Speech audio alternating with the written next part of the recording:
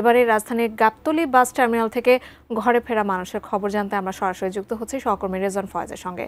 রেজন, আমরা সকাল থেকে বাসে করে যে গন্তব্য যাচ্ছেন যাত্রীরা, তাদেরকে বেশ ভোগান্তি পোহাতে দেখছি। যানজট আছে এবং সেই সাথে ব্যবসা গরম আছে, সাথে আছে টিকিটের ভোগান্তি এবং বেশি ভাড়ার অভিযোগও অনেকে করছেন।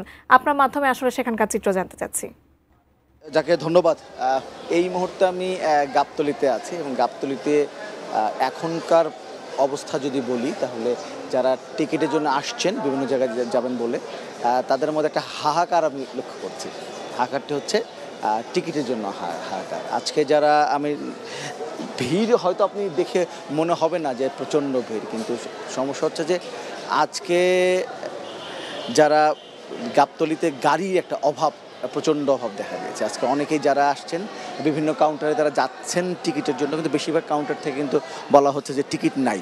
আমি বিভিন্ন কাউন্টারে কথা বলেছি, তারা যেটি বলছেন যে আজকে এইবারকার ঈদে বিভিন্ন জায়গায় রাজধানীতে আসা বা যাওয়ার পথে যে বিভিন্ন জায়গায় প্রচণ্ড যানজট তৈরি হয়েছে। সেই যানজটের কারণে যে বাসগুলো কালকে গেছে, আজকের ঘটনা বলি, কালকে যে বাসগুলো এখান থেকে ছেড়ে গেছে সে কোনো বাসে কিন্তু ঠিক সময় ঢুকতে পারেনি রাজধানীতে বা আসতে পারেনি। মাঠের অলরাউন্ডার আমি, আর ঘরের allrounder Tilex. Tilex toilet cleaner, clean মানেই টাইলক্স।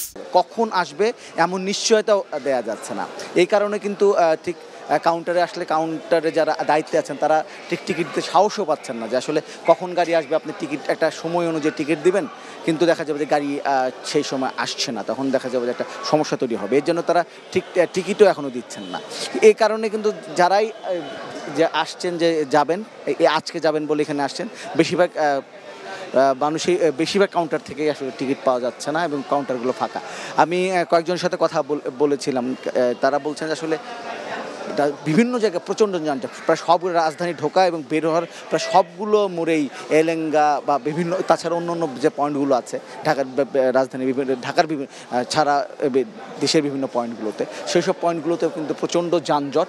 এইসব যানজটে একজন বলছিলেন যে গাড়িটা গতকাল একটা হিসাব আমাকে বললেন যে যেই গাড়িটা যাওয়ার কথা ছিল আর 10-10:30 ছাড়ার কথা ছিল, সেই গাড়িটা তাকে ছাড়তে হয়েছে বিকেল 5:30টার সময়। এত বড় একটা গ্যাপ তৈরি হয়েছে।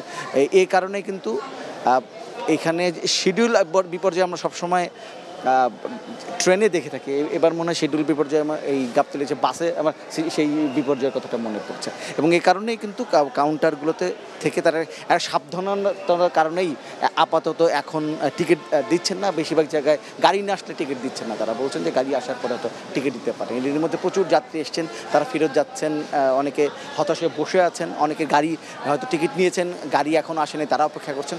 সব কিছু মিলে খুব যে একটা স্বস্তিদায়ক অবস্থা আমরা গত ঈদ উল ফিতরে দেখেছিলাম, সেই স্বস্তিদায়ক অবস্থা কিন্তু এখন পর্যন্ত আজকে আমি গাবতলীতে দেখতে পাচ্ছি না। এই হচ্ছে সর্বশেষ অবস্থা।